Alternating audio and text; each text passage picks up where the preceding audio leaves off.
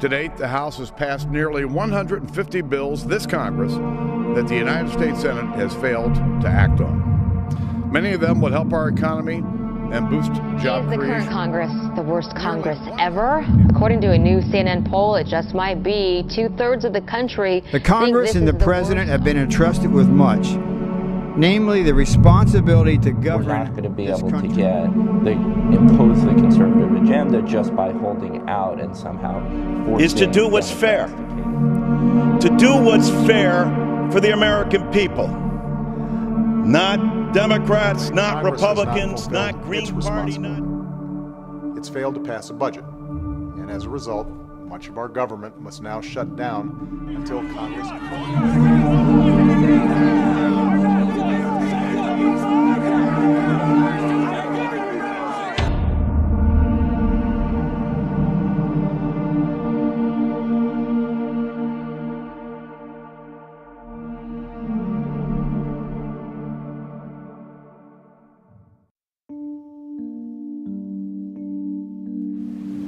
Where is the compromise? To see how it went missing, let's take a look into America's history. With George Washington in office, there were members of the government that opposed each other's views. They decided to give themselves a name distinguishing what side of belief chart they were on. It wasn't until John Adams, our second president, took office that these factions split into the Federalists, those who supported George Washington's belief in national sovereignty, which counteracted the states, and the Republicans, who saw the states needing more reign over the federal government. Later, the Federalists became known as the Republicans, and the old Republicans became Democrats. It's all a way to distinguish what one believes by putting a name on it. George Washington, who while in office was against the two-party system, made his opposition clear by stating, "The alternate domination of one faction over another, sharpened by the spirit of revenge natural to party dissension, which in different ages and countries has perpetrated the most horrid immoralities, it itself is a frightful despotism." Well, I think the primary problem with our current political system is it's become a system of extremes, and because I believe that politics are a demonstration of theater more so than actual duty or accomplishment, I think what Congress might have been long ago, it isn't anymore. In Congress, it's really tough when it's so polarized on extreme ends of conservative versus liberal, because they're very passionate about how they feel, and to come to the middle seems to be too much of a compromise on both sides. But they also have to be realistic about today's world and the way the general populace thinks.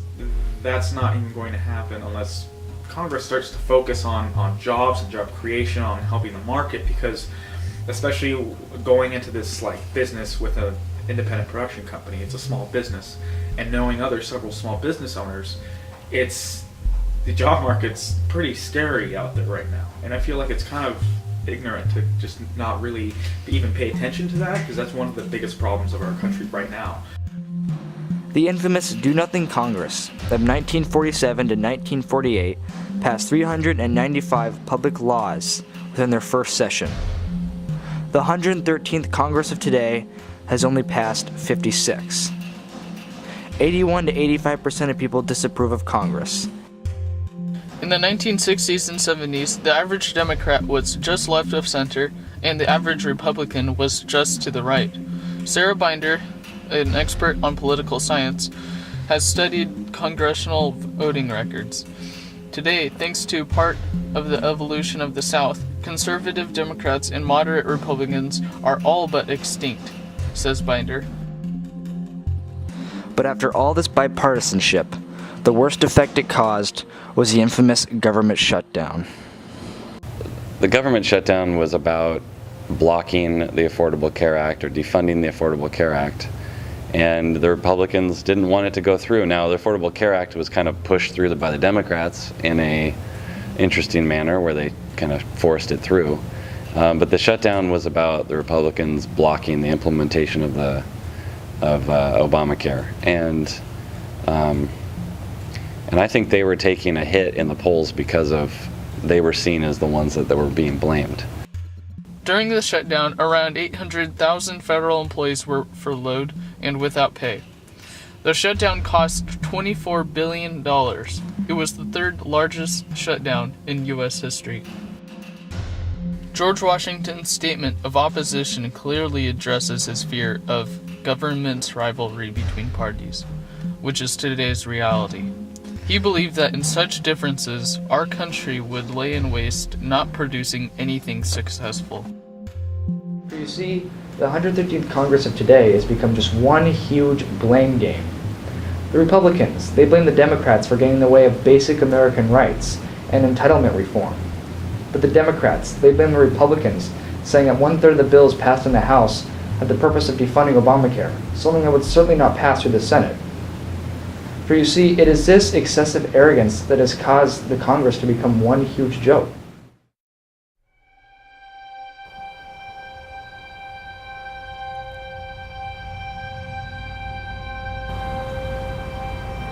The emphasis should be on the candidate and the political platform that they have that represents the values of their people.